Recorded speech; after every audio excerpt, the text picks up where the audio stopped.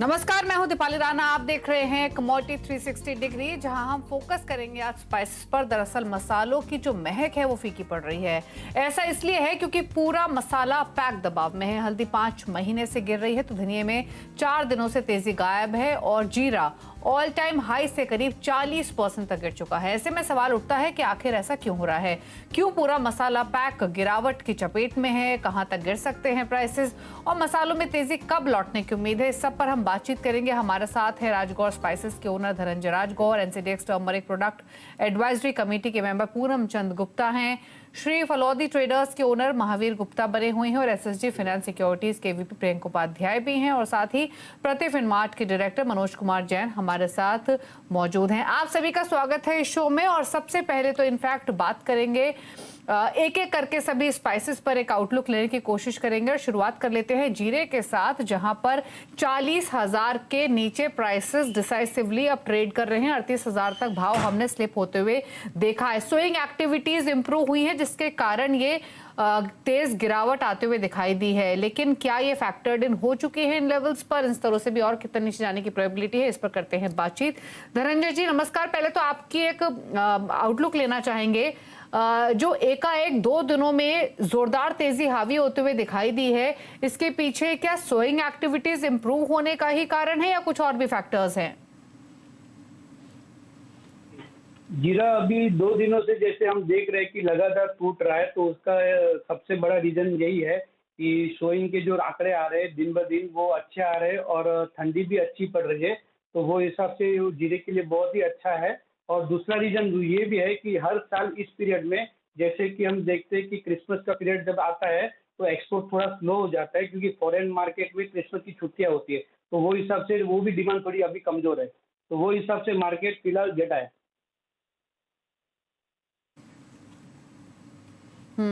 लेकिन धनंजय जी 40,000 के नीचे तो भाव आ चुके हैं। जो रीसेंट लोज हमने जीरे में लगते हुए देखे थे वो भी अब ब्रेक करता हुआ जीरा दिखाई दे रहा है। ये यहाँ से भी और नीचे जाने की संभावना दिख रही है क्या? जीरे की स्पीड जैसे बढ़ने की थी, सेम स्पीड उसकी घटने की है। तो इस रेट से हमारा ऐसा लग रहा है कि अभी जो 39,000 के आसपास है वो 38,000 के आसपास आकर रुकना चाहिए। इसके ज़्यादा नीचे वो नहीं जा सकता है, फिर से उसमें वापस से डिमांड आएगी। और अगले महीने की बात करें कि 1 महीने के बाद, तो वो 35,000 के आसपास जाकर रुकेगा। अच्छा, तो 35,000 तक आप भाव स्लिप होते हुए देख रहे हैं। महावीर गुप्ता भी हमारे साथ मौजूद है। महावीर जी, आपकी राय क्या है? जीरा ही नहीं, आप बाकी स्पाइसेस को भी देख लें, स्पेशली कोरिएंडर को। कल हमने लोअर सर्किट लगते हुए देखा, आज ये प्राइसेस गिरे हैं और यहाँ अगेन स्विंग एक्टिविटीज इंप्रूव होने की वजह से ये तेज मुनावसूली हावी होते हुए दिखाई दी है। अब क्योंकि जनवरी टू मार्च एक ऐसा पीरियड होता है जहां पे नई अराइवल्स भी स्पाइसेस की आने लगती हैं, दूसरी तरफ डिमांड भी वेडिंग की स्ट्रांग रहती है। क्या क्या फैक्टर्स आप देख रहे हैं इस गिरावट के पीछे, अगर हम स्पेशली कोरिएंडर की बात करें, और साथ ही यहाँ से भाव को लेकर अब क्या व्यू है? कोरिएंडर में एक्चुअली ये मुनाफा वसूली है अभी शॉर्ट टर्म की। इसके लिए इन्होंने इस तरह से मतलब बाजार को नीचे गिराया है और वापस माल पकड़ने का है, क्योंकि सोइंग बहुत कमजोर है दुनिया में। कोरिएंडर में स्पेशली अभी सभी जगह, गुजरात भी कम है, राजस्थान एमपी बहुत कम है और मौसम जो है अभी अनुकूल है। थोड़ा सा सोइंग बढ़ सकती है 5-10%, लेकिन अभी टाइम बहुत है उसमें और उसके बीच में एक डिमांड का टर्न आना चाहिए, मतलब ये दिसंबर और जनवरी में, क्योंकि रमजान के पहले एक अच्छी डिमांड आनी चाहिए। तो उसके हिसाब से भी इसमें वापस सुधारना चाहिए इसको, बाजार को। ये एक मुनाफा वसूली के कारण थोड़ा सा घटा है, लेकिन इसमें कोई रिस्क वाली बात नहीं है।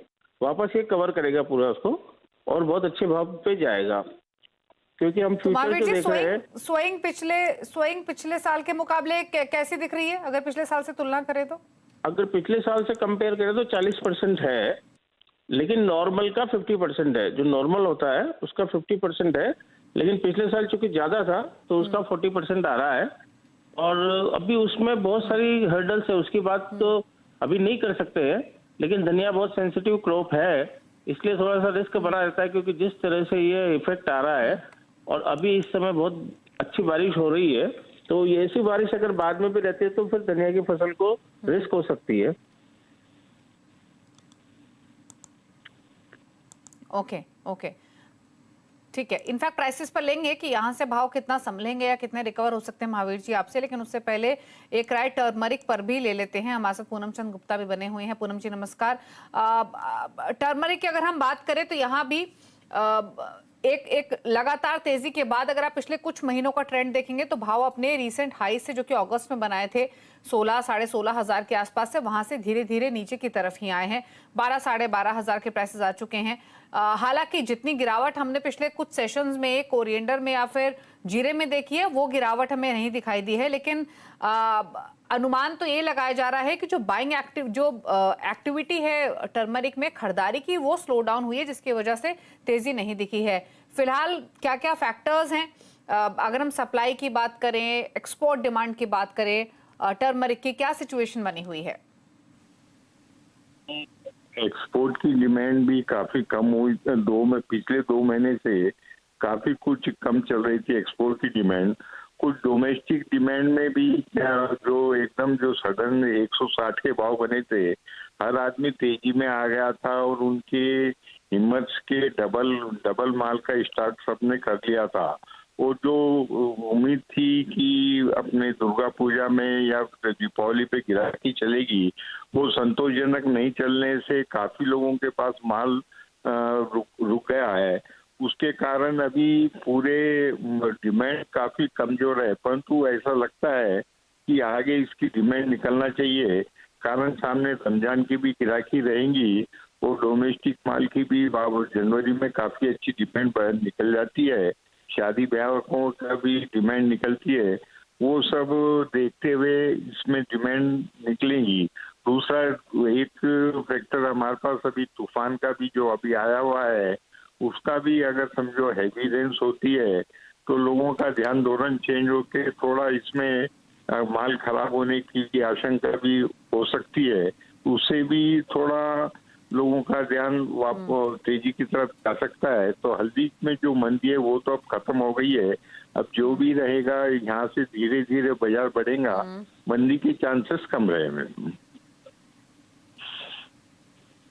अच्छा, ओवरऑल अगर हम टर्मरिक की प्रोडक्शन की बात करें तो रिपोर्ट्स इस तरीके की भी थी कि जो जैसे महाराष्ट्र रीजन है, तमिलनाडु रीजन है, आंध्र प्रदेश या फिर तेलंगाना है, यहाँ पर जो टर्मरिक की सीडिंग है वो 20 से 25% घटकर रह सकती है इस बार। आप कैसे देख रहे हैं इन आंकड़ों को? मतलब जो सोविंग का पीरियड था है, जो मई जून में जो सोविंग होती है, उस टाइम पे बाजार काफी नीचे थे। उसको देखते हुए इस साल ऑलरेडी पहले ही 25 से 30% सोविंग हर सेंटर में कम हुई है। वो तो कम हुई है। दूसरा क्या है कि पिछले दिनों में जो मौसम का कभी बरसात की कमी, कभी बरसात ज्यादा के वजह से भी काफी इफेक्ट पड़ा है।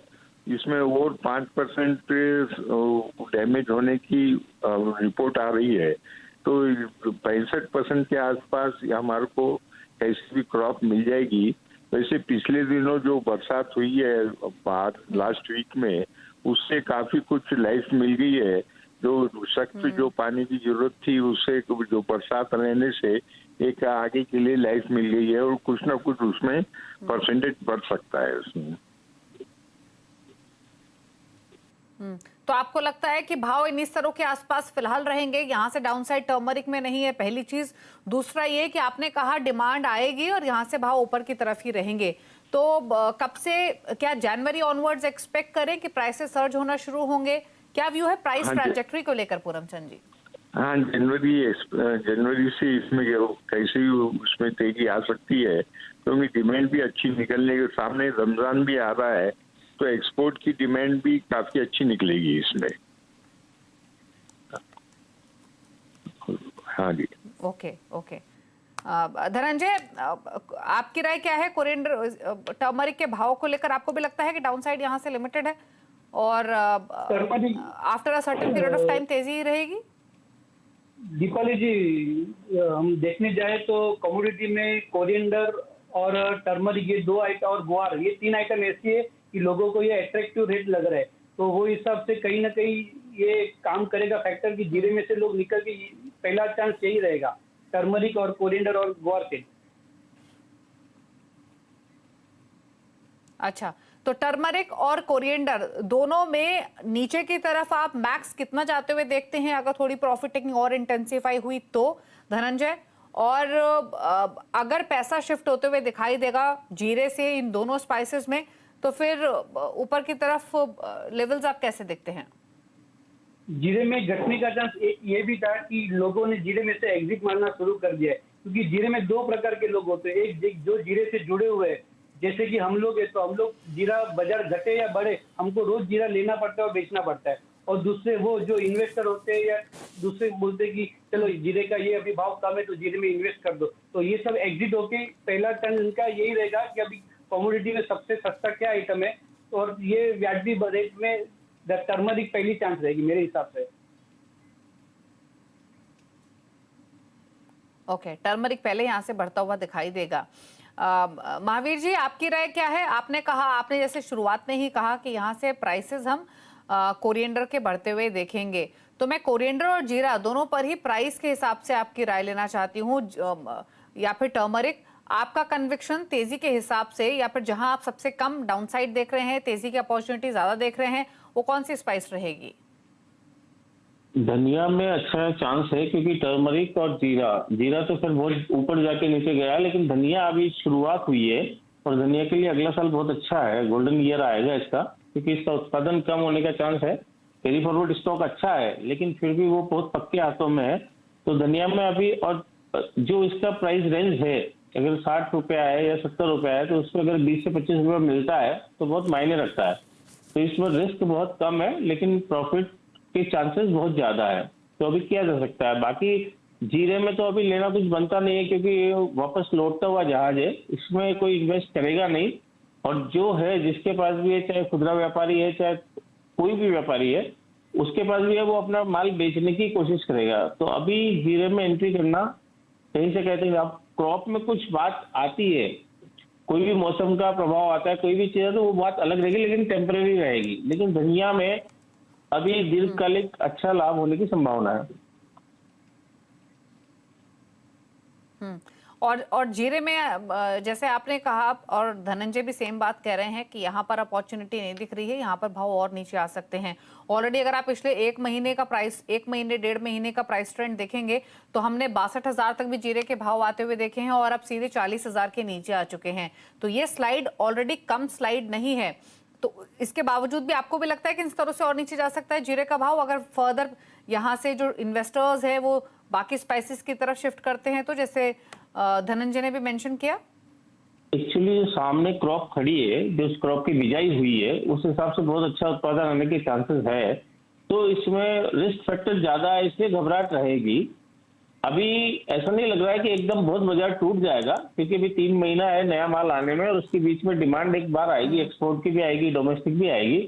लेकिन फिर भी रिस्क लेना नहीं बनता है इसमें, क्योंकि जिसमें जब घबराहट पैदा हो जाती है, तो वो एक तरह से फिर बाजार क्लैश हो जाता है, मतलब उसमें हमेशा दिक्कत रहेगी। तो जो भी अभी कोई भी इन्वेस्ट करना चाहेगा तो जीरे में नहीं लेगा, लेकिन जो हाजिर का व्यापारी है उसके पास सेल और बाइंग दोनों रहता है, तो इसलिए वो एक ट्रेड कर सकते हैं। वैसे ज्यादा रिस्क इसमें नहीं है, जो 380 बताया या 375 बताया, वही एक इसकी लिमिट लग रही है। इससे नीचे जाने का चांस अभी नहीं लग रहा है, क्योंकि हम अच्छा क्वालिटी का एकदम ड्राई जीरा हम मार्च लास्ट में, अप्रैल फर्स्ट वीक में ही ले पाएंगे। तो उसके पहले अभी कोई डिमांड आती है बीच में, तो एक बार वापस बढ़ भी सकता है। Okay okay. मनोज कुमार जैन भी हमारे साथ बने हैं। मनोज जी, आपने तीनों मेहमानों के व्यूज सुने, सोइंग की यहाँ पर बातचीत हुई। एक तरफ अगर हम कमेंट्स की बात करें तो गुजरात जैसे रीजन्स में सोइंग पिछले साल के मुकाबले काफ़ी बेहतर दिखाई दे रही है। कोरिएंडर की सोइंग इम्प्रूव तो हुई है, लेकिन उसके बावजूद भी पिछले साल जितनी नहीं है। यही शायद फैक्टर्स हैं जो कि इनकी प्राइसेस को ड्राइव भी कर रहे हैं। कोरिएंडर एक ऐसी कमोडिटी ऑलरेडी रही है जो बाकी स्पाइसेस के मुकाबले उतना नहीं चली है। दो चीज़ें, पहली चीज़ तो ये कि जैसे महावीर जी ने मेंशन किया 2024 जो है वो कोरिएंडर के नाम रह सकता है, तो आप भी ऐसा मानते हैं क्या? और दूसरा, ये तीनों में ही प्राइस वाइज आपका व्यू क्या है, स्पेशली जीरे पर और कोरिएंडर पर, जहां पर 2 दिनों में हमने ठीक ठाक करेक्शन देखी है?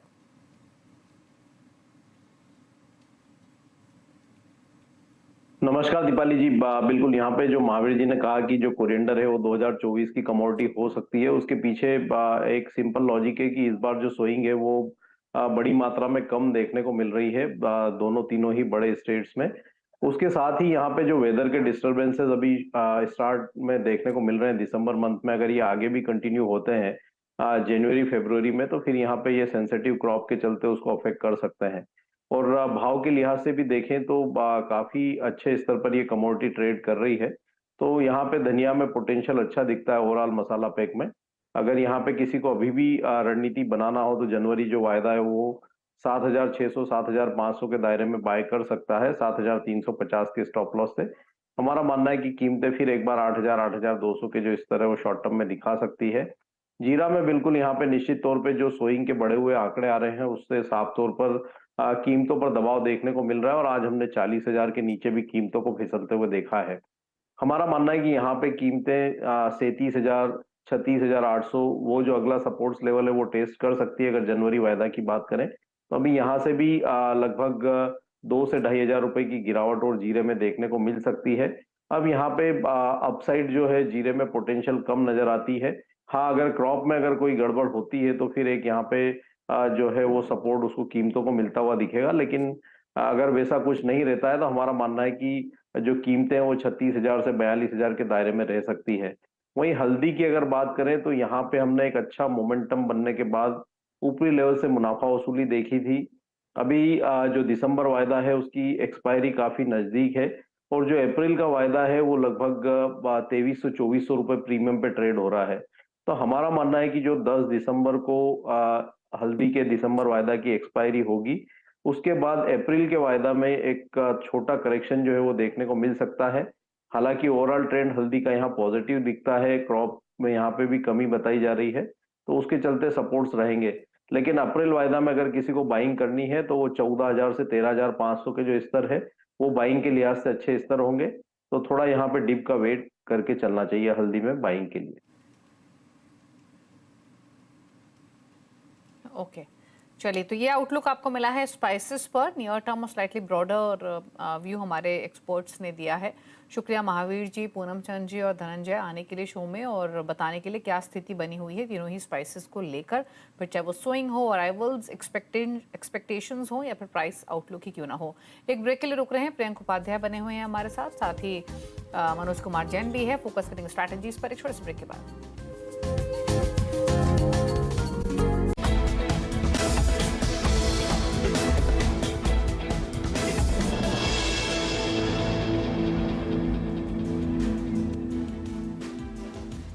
आप देख रहे हैं कमोडिटी 360 डिग्री। मनोज कुमार जैन, प्रियंक उपाध्याय हमारे साथ बने हुए हैं। फोकस करते हैं स्ट्रैटेजीज पर। प्रियंक, बताइए पहले तो आपकी टॉप कॉल्स। Good evening. आज हमारी पिक प्रेशियस मेटल्स में रहेगी। सिल्वर में हमने देखा कि काफी करेक्शन फ्रॉम द अपसाइड देखा है, तो यह एक अपॉर्चुनिटी रहेगी बाई करने की। अराउंड 75,000 के आसपास 74,100 का स्टॉप लॉस रहेगा और 77,000 के टारगेट्स रहेंगे। और दूसरे पिक हमारी कॉपर में रहेगी। कॉपर में भी हमने देखा कि ऊपर के लेवल 725 से एक करेक्शन 714 के आसपास तक आया है, तो 710 एक इंपॉर्टेंट सपोर्ट है, वहां पे बाई किया जा सकता है। 700 का स्टॉप लॉस रहेगा, 725 के टारगेट्स रहेंगे। ओके, मनोज जी, आपकी टॉप ट्रेडिंग कॉल्स। यहाँ पे जो धनिया वायदा है जनवरी का, उसमें 7,600 से 500 के दायरे में बाई की सलाह रहेगी 7,350 के स्टॉप लॉस से। लक्ष्य यहाँ पे 8,000 का रखना चाहिए 1 से 2 दिन के लिए। वहीं जो दूसरी कमोडिटी रहेगी वो कॉटन सीड ऑयल केक रहेगी। यहाँ भी जनवरी वायदा में 2,810 के स्तर पर बाई की सलाह रहेगी 2,780 के स्टॉप लॉस से, और लक्ष्य यहाँ पे 2,860 का रखना। ओके, चलिए, तो ये रही स्ट्रैटेजीज आपके लिए कॉटन सीड ऑयल केक पर 2891 के मौजूदा लेवल्स हैं। शुक्रिया प्रियंका और मनोज जी आने के लिए शो में और अपने व्यूज देने के लिए, अपनी पिक्स शेयर करने के लिए। इसी के साथ एक ब्रेक। ब्रेकर्स पर आवाज समाचार। नमस्कार।